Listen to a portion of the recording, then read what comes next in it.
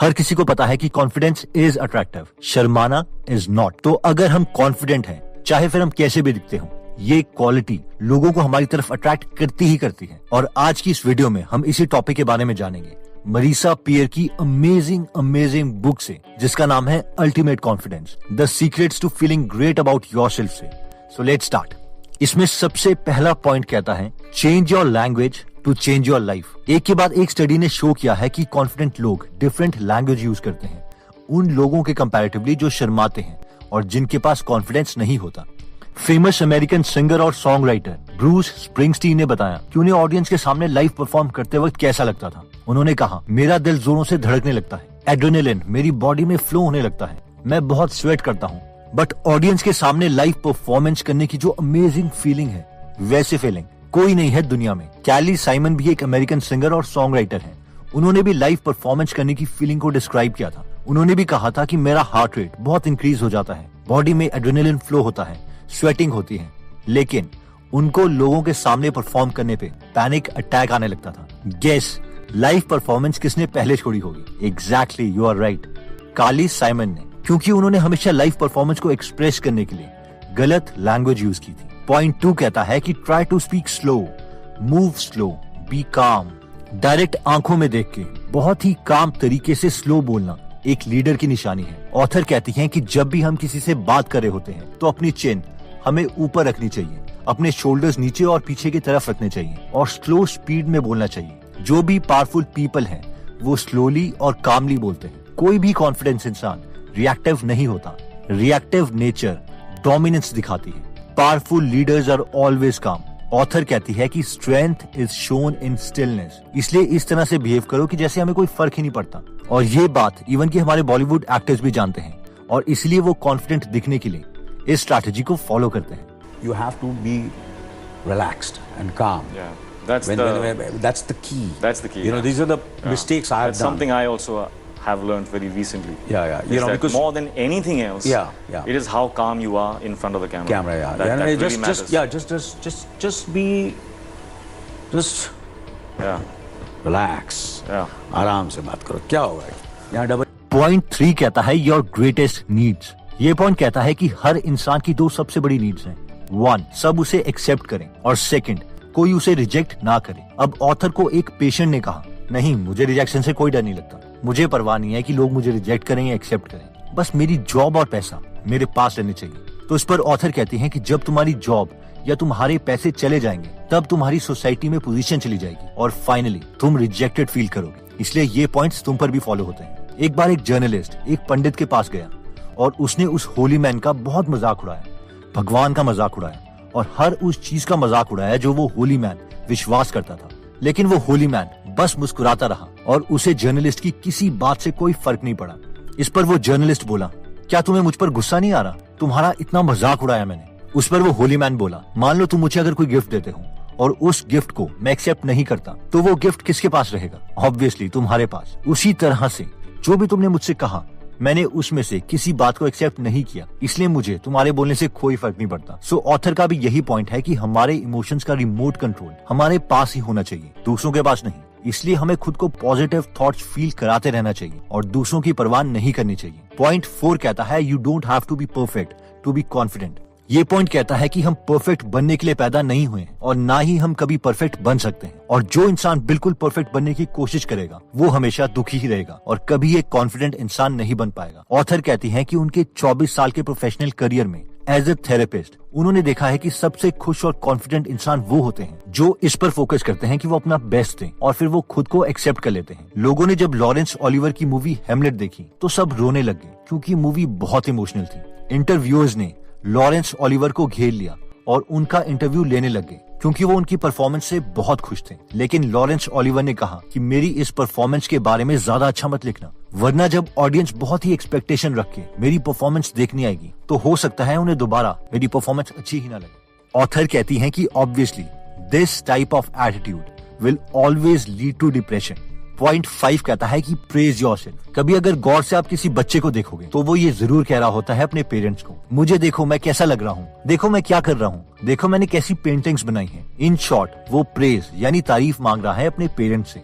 और अगर ऑब्वियसली उसे तारीफ मिलेगी तो उसका कॉन्फिडेंस लेवल भी इंक्रीज होगा। मान लीजिए अगर किसी बच्चे के पेरेंट्स उससे कहते हैं नहीं बेटा पेंटिंग भी आपकी बहुत खराब है और आप अच्छे भी नहीं दिख रहे, तो ऑब्वियसली उसका कॉन्फिडेंस लेवल बहुत कम हो जाएगा। अब ऑब्वियसली कई शॉपकीपर्स, दुकानदार हमें मैनिपुलेट करने के लिए, हमारी इस क्रेविंग को सेटिस्फाई करने के लिए हमें प्रेज करते हैं कि आप इस ड्रेस में बहुत अच्छे दिख रहे हो, इसलिए आप इसे खरीद लो।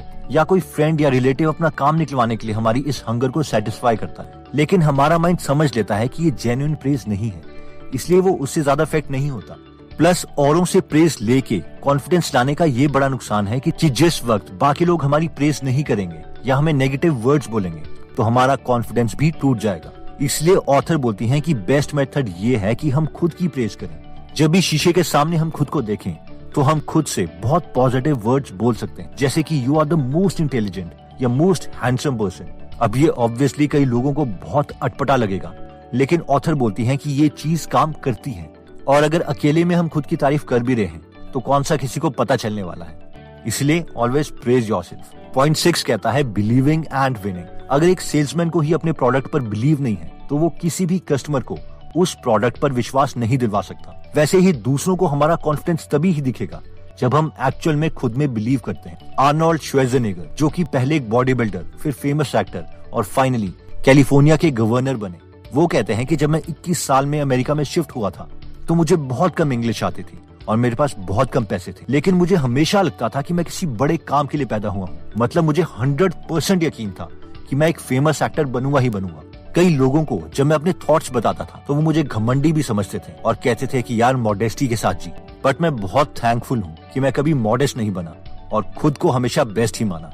नेक्स्ट पॉइंट कहता है depression and anxiety. Earn Nightingale, जो कि एक बहुत फेमस मोटिवेटर है, उन्होंने कहा था कि हमारी लाइफ की तरफ हमारा एटीट्यूड ये डिसाइड करता है कि हमारी लाइफ का एटीट्यूड हमारी तरफ कैसा होगा। ऑथर बताते हैं कि उनका एक पेशेंट था जो बहुत सक्सेसफुल था, लेकिन हमेशा डिप्रेस स्टेट में रहता था और उसे वीकेंड से बहुत नफरत थी। ऑथर जब पेशेंट को हिप्नोसिस स्टेट में लेके गई तो ऑथर को पेशेंट ने बताया कि एक बार वो अपने बोर्डिंग स्कूल से भागकर अपने पेरेंट्स के पास आ गया था और उसने अपने पेरेंट्स से कहा कि वो वापस स्कूल नहीं जाना चाहता, लेकिन उसके पेरेंट्स नहीं माने, इसलिए वो नदी के पास जाके भाग गया ताकि उसके पेरेंट्स उसे ढूंढ ना पाए। लेकिन उसके पेरेंट्स ने उसे ढूंढ लिया और एक सिडेटिव दे के बोर्डिंग स्कूल छोड़ आए और ये उसके साथ बार बार होता रहा। अब जब भी कोई वीकेंड होता तो उसे सिडेटिव दे दिया जाता और वो हमेशा वीकेंड्स में थका हुआ महसूस करता और इसकी वजह से उसे वीकेंड्स और अपने पेरेंट्स से नफरत हो गई थी। ऑब्वियसली उसके पेरेंट्स का ये एक्शन ठीक नहीं था, इसलिए ऑथर ने अपने पेशेंट से कहा कि उसके पेरेंट्स की इंटेंशन ठीक थी, क्योंकि उसके पेरेंट्स उसका फ्यूचर अच्छा करना चाहते थे। और जब उस पेशेंट के इस इंसिडेंट को ऑथर ने एक नया मीनिंग दिया तो उसका डिप्रेशन बहुत कम हुआ और कॉन्फिडेंस बहुत इंक्रीज हो गया। नेक्स्ट पॉइंट 8 कहता है कि ट्राई टू लर्न मोर।